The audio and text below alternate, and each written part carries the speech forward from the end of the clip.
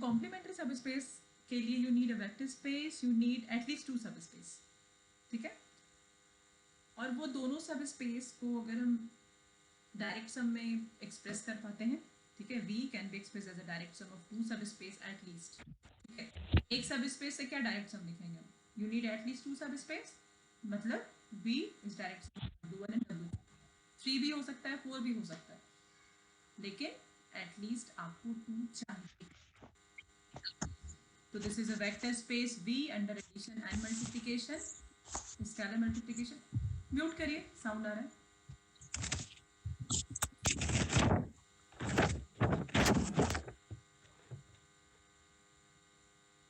This is w1 and this is w2, ठीक है। Vector space का 2 सब स्पेस है, first is w1 and second w2। तो this v is a direct sum of w1 and w2। अब जरूरी नहीं है कि 2 ही हो, 3 भी कर सकते हैं, 4 भी कर सकते हैं, लेकिन जब कॉम्प्लीमेंट्री सब स्पेसेस पढ़ रहे हैं तो हम ये बोल रहे हैं कि v has 2 subspaces w1 and w2 and this v is direct sum of w1 and w2. Then w1 is called complementary subspace of w2, और इसको रिवर्स भी बोल सकते हैं, this w2 is complementary subspace of w1। समझ में है क्या बोले? Yes, ma'am. क्या बताइए, तो कोई रिपीट करिए तो हम क्या बोले?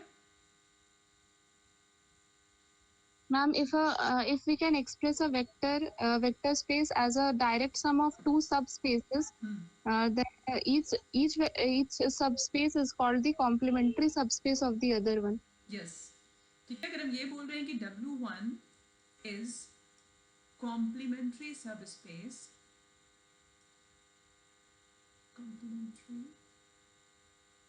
subspace, ठीक है, इसका मतलब है देन सबसे पहले तो वेक्टर स्पेस को हम क्या करना पड़ेगा, वेक्टर स्पेस को direct sum of w1 and w2 करना होगा, ठीक है। तो this w1 is a complementary subspace, then we must have v equal to w1 direct sum of w2 and the complementary subspace of w1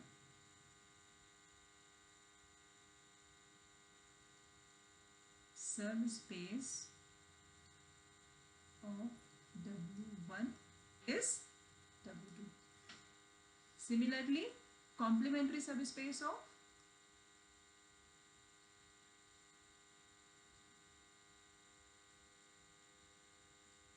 w2 is w1।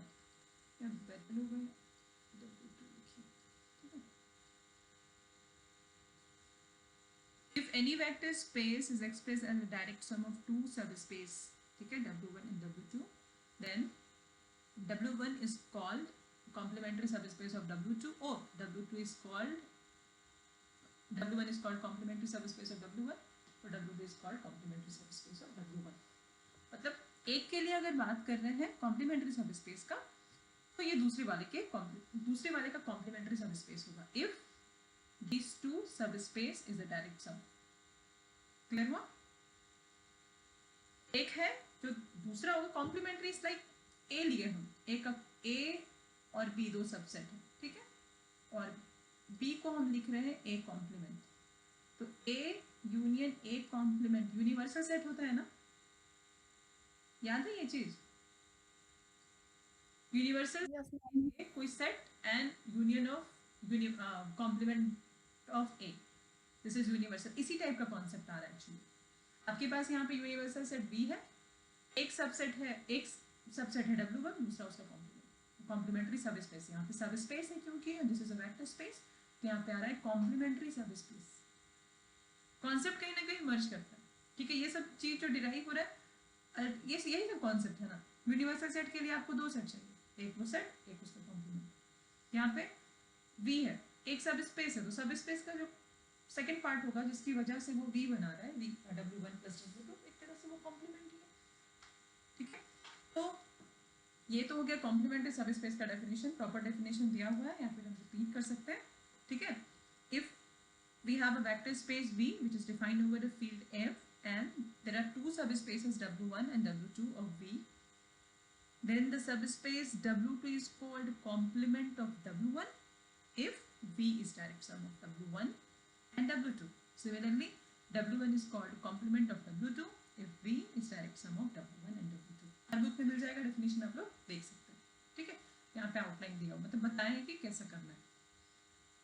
अब next ये है कि complementary सब स्पेस अगर डिफाइन किए तो complementary सब space exist करता है या नहीं, ये भी होना चाहिए ना. एक डेफिनेशन हम लोग देख लिए कि मेरे पास दो सब स्पेस है, वो दो सब स्पेस एक वेक्टर स्पेस के लिए डायरेक्ट सम बना हुआ है, तो एग्जिस्टेंस भी होना चाहिए. तो next theorem is existence of complementary subspaces. ठीक है, अगेन ये थ्योरम अगर बाय नेम आता है कि state and proof existence of complementary subspaces, तो आपको इसका स्टेटमेंट खुद ही लिखना होगा. और अगर नहीं आता है, थ्योरम दिया हुआ है, तो only have to proof it. ठीक है, तो existence of complementary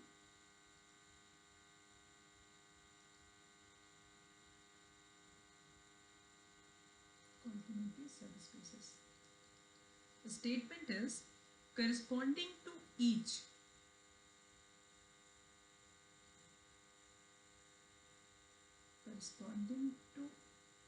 subspaces W1 and W1 corresponding to each subspaces W1 of A. बहुत important word, and that word is finite dimensional vector space of A finite dimensional vector space V defined over the field F. There exists a subspace W2 such that V is direct sum of W1 and W2, और आप इसको लिख सकते हैं B equal to W1 plus direct sum of W2. Clear हुआ क्या बोले, क्या है statement? This is called statement. ठीक है, statement of the theorem. corresponding to each subspace होना चाहिए था यहाँ पे, corresponding to each subspace W1 of a finite dimensional, this must be subspace W1. So this is existence of complementary subspaces. The statement is corresponding to each subspace W1 of a finite dimensional vector space VF, there exists a subspace W2 such that V is direct sum of W1 and W2, or this is mathematically expressed as V equal to direct sum of W1 and W2. Clear हो रहा है? मतलब एक rectangle बनाएंगे जिसको V से represent करेंगे. ठीक है, स्टेटमेंट के अकॉर्डिंग क्या है? स्टेटमेंट के अकॉर्डिंग आपके पास है V,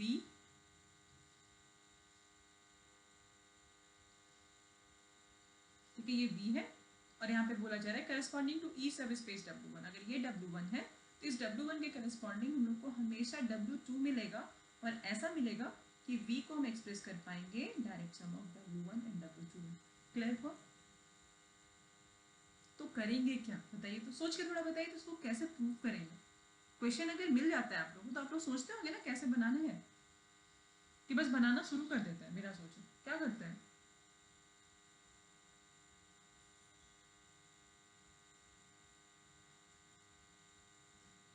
क्या करते हैं बताइए, कुछ बोलिए, मौन व्रत मत करिए. मैम यहाँ पे फाइनाइट डायमेंशनल वेक्टर स्पेस का बात किया है तो हम लोग यहाँ पे एक्सटेंशन थ्योरम का यूज़ करेंगे। ठीक है, एक्सटेंशन थ्योरम का यूज़ करेंगे तो कैसे करेंगे, क्यों करेंगे बताइए।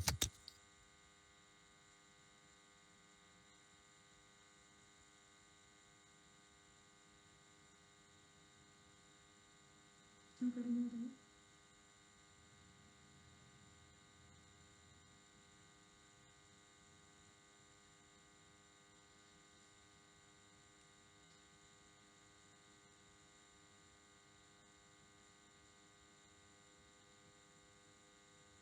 और कुछ डायरेक्ट सम दिखाना है तो क्या करेंगे बताइए। तो डायरेक्ट सम के लिए डायरेक्ट सम का एक डेफिनेशन था और एक हम लोग छोटा सा एक हम लोग थ्योरम भी देखे थे जो जिससे हम लोग ये चेक कर सकते थे कि कोई भी 2 या 3 या 4 सब स्पेस जो है वो डायरेक्ट सम होगा कि नहीं, वो कर सकते थे हम लोग।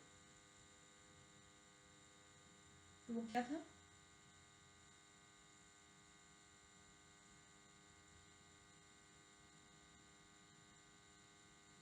देखिए सबसे पहले तो हम लोग यहाँ पे ये दिखाएंगे क्योंकि ultimately you have to show that V is a direct sum of W1 and W2। आपको ये पता है कि सब स्पेस एक W1 एग्जिस्ट कर रहा है तो आपको तो W2 भी चाहिए, ठीक है। और अगर W2 एग्जिस्ट कर रहा है, ठीक है, तो मेरे पास सपोज W1 भी और W2 भी है, लेकिन इंपॉर्टेंट चीज क्या है, W1 और W2 डायरेक्ट सम है कि नहीं ये हम लोगों को नहीं पता है।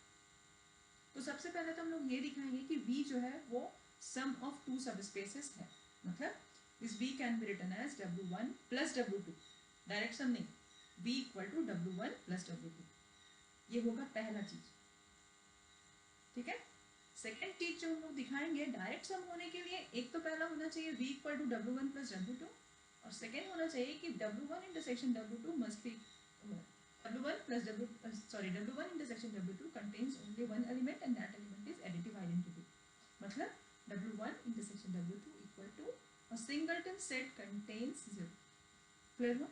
या तो डायरेक्ट सम के लिए थ्योरम करवाए हैं लास्ट क्लास में कि any vector space which is direct sum of W1 and W2 implies V can be written as W1 plus W2, ये necessary and sufficient condition था, and W1 intersection W2 equal to 0। कुछ लिख नहीं रहे हम, सिर्फ बोल रहे हैं, आप लोग रिमाइंड करिए, ठीक है। यहाँ पे वही दिखाना है कि V is direct sum of W1 and W2, लेकिन ये भी मेंशन किया हुआ कि V फाइनाइट डायमेंशनल वेक्टर। तो दो प्रॉपर्टी जो हम लोगों को दिखाना है, first is we have to show that the first property V can be written as sum of 2 subspaces and the second property W1 intersection W2 contains only 0 element, ठीक। Number 1 दिखाने के लिए V is a sum of 2 subspaces, आपको पहले पता होना चाहिए इसका बेसिस क्या है और इसका बेसिस क्या है, और कोई भी एलिमेंट जो हम लोग V से चूज करेंगे वो इसके बेसिस और इसके बेसिस के सम में लिखना चाहिए। मान लीजिए इसके पास 3 एलिमेंट है और W2 के पास 4 एलिमेंट है, तो V का जो भी एलिमेंट है वो 7 एलिमेंट्स की कॉम्बिनेशन में होना चाहिए, ठीक है। समझ में आया। तो हम लोगों को पहले बेसिस चूज करना पड़ेगा, कुछ एक्सटेंशन, फिर हम लोग एक्सटेंशन थ्योरम लगाएंगे, W2 का भी बेसिस चूज करेंगे और हम लोग दिखाएंगे this V can be written as sum of 2 subspaces. Next हम लोग चेक करेंगे कि इसका इंटरसेक्शन जो है उसमें सिर्फ और सिर्फ 0 एलिमेंट है। क्लियर हुआ, am I clear. Yes ma'am. ठीक है, तो let dimension of W1 equal to m ले सकते हैं क्योंकि V finite dimensional vector space है तो उसका जितना भी सब स्पेस होगा सब फाइनाइट डायमेंशनल होगा। अगर डायमेंशन ऑफ W1 m है इसका मतलब है जो हम बेसिस चूज कर रहे हैं B1 इसके पास m नंबर ऑफ एलिमेंट होगा, alpha m be the basis of what W1, ठीक है। नाउ W1 तो सब स्पेस है मतलब सबसेट भी है and B1 is subset of W1 implies B1 is linearly independent subset of V। यहां तक क्लियर है। B1 बेसिस चूज किए तो B1 बेसिस, इसका मतलब ये लीनियरली इंडिपेंडेंट है। लीनियरली इंडिपेंडेंट है, किसका बेसिस है? W1 का बेसिस है। मतलब ये W1 का मतलब ये W1 का सबसेट है। अब W1 का सबसेट है और W1 B का सबसेट है, इसका मतलब है B1 लीनियरली इंडिपेंडेंट सबसेट है किसका? कैपिटल B का, वेक्टर स्पेस का। ठीक है, तो हम लोग क्या करेंगे? एक्सटेंशन थ्योरम लगाएंगे। S को कहाँ तक, S1 को कहाँ, सॉरी B1 को कहाँ तक एक्सटेंड करेंगे? V के बेसिस तक, क्योंकि ये V का लीनियरली इंडिपेंडेंट सबसेट हो गया है। नाउ यहाँ तक क्लियर हो? Yes, ma'am. Yes, ma'am. So B1 can be extended to the basis of B। ठीक है, अब B1 को हम एक्सटेंड करेंगे बेसिस, किसके बेसिस? V के बेसिस। मतलब हम एक नया सेट बनाएंगे B2 जिसमें सारा एलिमेंट तो B1 का रहेगा ही, कुछ एक्स्ट्रा एलिमेंट भी हम डालेंगे। ठीक है, तो यहाँ पे α1, α2, αn पहले से था। दूसरा एलिमेंट हम ले रहे हैं β1, β2, βl, be the basis of B। Clear हुआ? Yes, ma'am. यहाँ के B2 के हिसाब से डायमेंशन ऑफ B क्या हो जाएगा? m plus l। अब हम लोग चूज करते हैं let dimension of W2 equal to L and B3 equal to β1, β2, βl be the basis of W2। यहाँ तक समझ में आया? W1 लिए, उसको एक्सटेंड किए V के बेसिस तक और हम लोग एज्यूम किए कि डायमेंशन ऑफ W2 L होगा और B3 में सारा बीटा होगा जो W2 का बेसिस होगा। ठीक है, अब यहाँ तक हम लोगों को क्या क्या मिल गया? हम लोगों को V मिला, V का बेसिस मिल गया है, dimension of W1, dimension of W2, dimension of V मिल गया। मतलब तीन मेरे पास जो सेट था या वेक्टर स्पेस, सब स्पेस जो था, सबका बेसिस और डायमेंशन हम लोगों को पता चल गया है। यहाँ तक हो गया ना? तीनों चीज हम लोग निकाल लिए, तीनों से सब स्पेस के लिए, वेक्टर स्पेस के लिए सब कुछ मिल गया। अब हम लोग को दिखाना है, now we have to show that, now we have to show that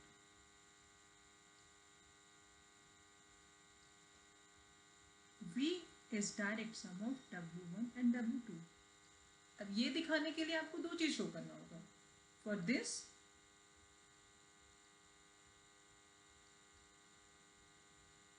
first we need to prove that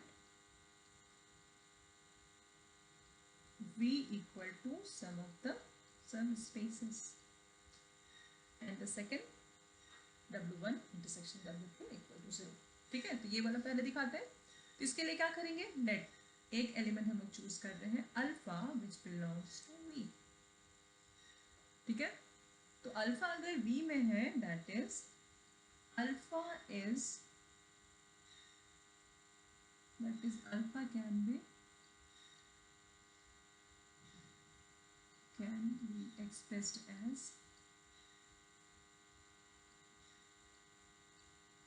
linear combination of, कौन सा एलिमेंट बताइए तो?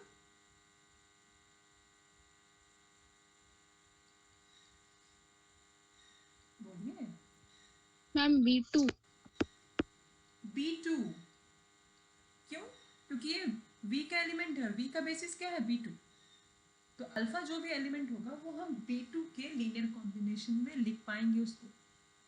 ठीक है, यहाँ तक क्लियर हो? अभी तक कुछ लिखा ही नहीं एक्चुअली। ठीक है, नेक्स्ट पेज पे जाते हैं। इसका मतलब है this alpha is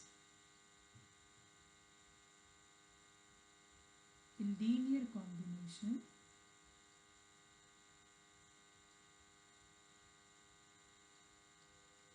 of B2, चाहे तो आप यहाँ पे B2 को एक्सप्लेन कर सकते हैं, समझ में ज़्यादा आएगा, alpha m beta 1 beta l। Clear हो रहा है? This is equal to linear combination of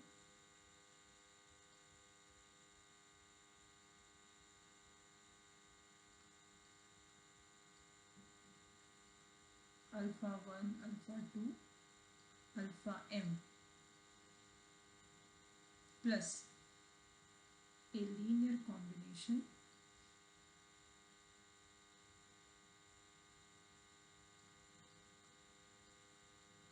beta 1 beta 2 beta l। ये समझ में आ रहा है कैसे लिखे? सेट को हम डिवाइड कर दिए और यहाँ पे एडिशन साइन क्यों दिया? लीनियर कॉम्बिनेशन हम जब भी बनाते हैं, लीनियर कॉम्बिनेशन ऐसा बनता है a1 alpha 1 a2 alpha 2 and जो भी am alpha m, beta add करेंगे तो b1 beta 1 b2 beta 2 and so on beta l pl।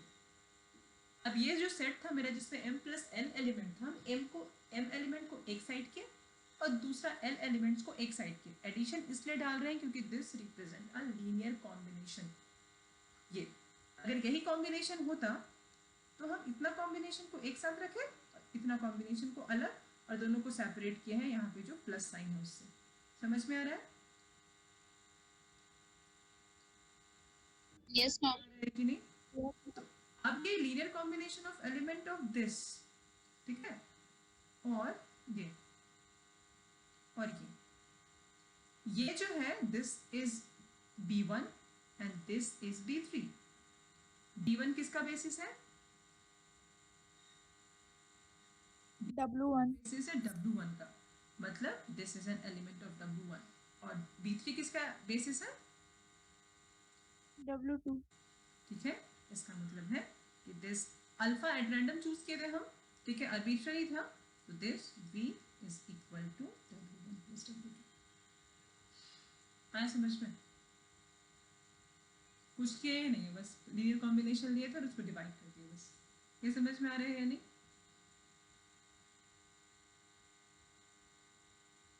Yes, ma'am. ठीक है, चलिए अब हम लोग को क्या दिखा है? Next we have to show that direct sum का सेकंड पार्ट क्या है? Next Ma'am, W intersection W2 is equal to only Yes. additive. next we have to show that W1 intersection W2 contains only additive identity। तो इसके लिए क्या करेंगे? हम एक एलिमेंट चूज करेंगे जो इसके इंटरसेक्शन में होगा। Let beta belongs to W1 intersection W2 और दिखाएंगे कि इस बीटा का जो वैल्यू है वो क्या है? 0 है। implies beta belongs to W1 and intersection है मतलब दोनों में होगा बीटा बिलोंग्स टू W2। तो बीटा अगर W1 में है तो बीटा किसके लीनियर कॉम्बिनेशन में होगा? B1 के। बीटा अगर W2 में है तो बीटा B3 के लीनियर कॉम्बिनेशन में होगा। मतलब बीटा को एक बार हम सारे अल्फा के लीनियर कॉम्बिनेशन में एक्सप्रेस करेंगे और एक बार हम एक्सप्रेस करेंगे सारे बीटा के कॉम्बिनेशन लीनियर कॉम्बिनेशन। तो beta equal to A1 alpha 1 AM alpha M and beta equal to B1 beta 1 BL beta beta L। Clear है? हाँ या ना? यहाँ तक समझ में आया? Yes, ma'am. अब Yes, ma'am. दोनों ही बीटा का वैल्यू है, इसका मतलब है कि सारा ये वाला लीनियर कॉम्बिनेशन और ये लीनियर कॉम्बिनेशन इक्वल हो जाएगा। implies alpha 1 A1 plus alpha M AM this is equal to B1 beta 1 BL beta L। यहाँ तक क्लियर हुआ? दोनों इक्वल है क्योंकि बोथ वैल्यूज रिप्रेजेंट बीटा।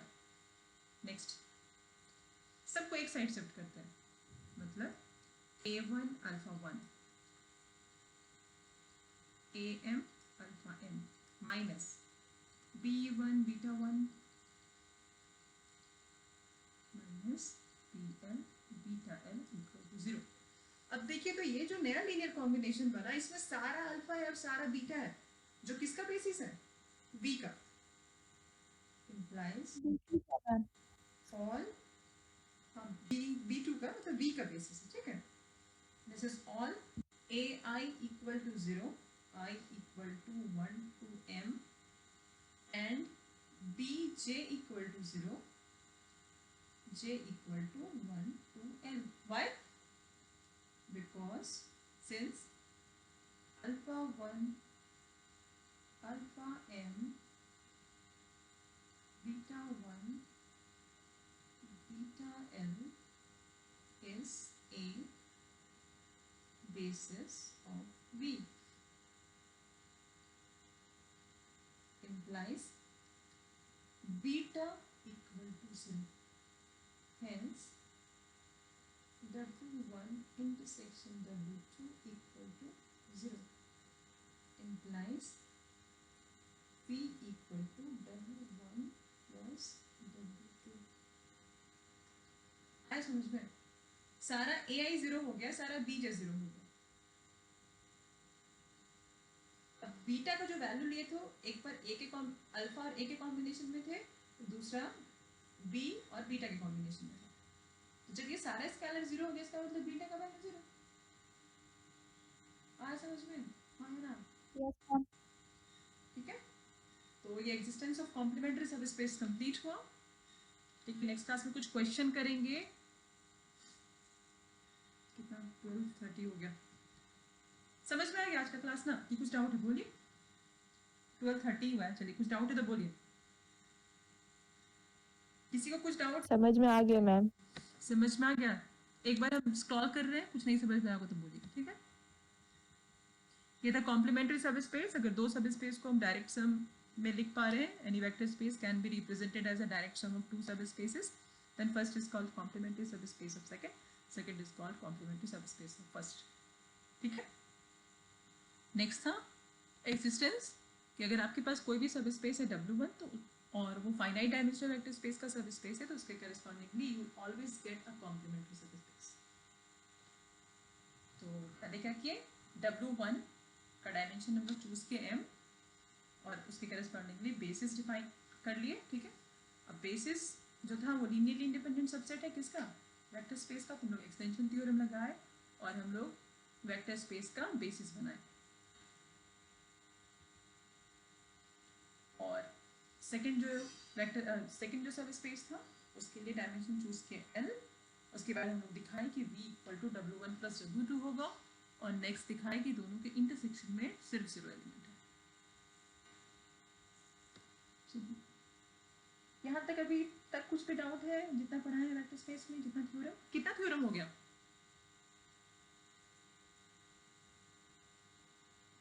अच्छा, अब 2 मिनट लगेगा, एक चीज और डिस्क्राइब करना था, वो ध्यान से मेरे उतर गया। आप लोग ये चीज कर लिए ना, मतलब ये होमवर्क था आप लोगों का। Dimension of V equal to dimension of W1 plus dimension of W2 where V is direct sum of, ये किए ना आप लोग?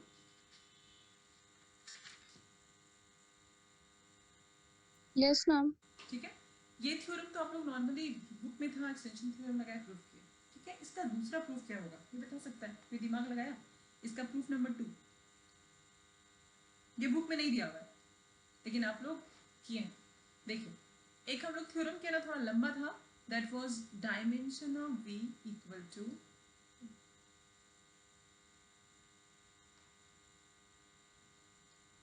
आप लोग ये थ्योरम की dimension of W1 plus W2 this is equal to dimension of W1 plus dimension of W2 minus dimension W1 intersection W2।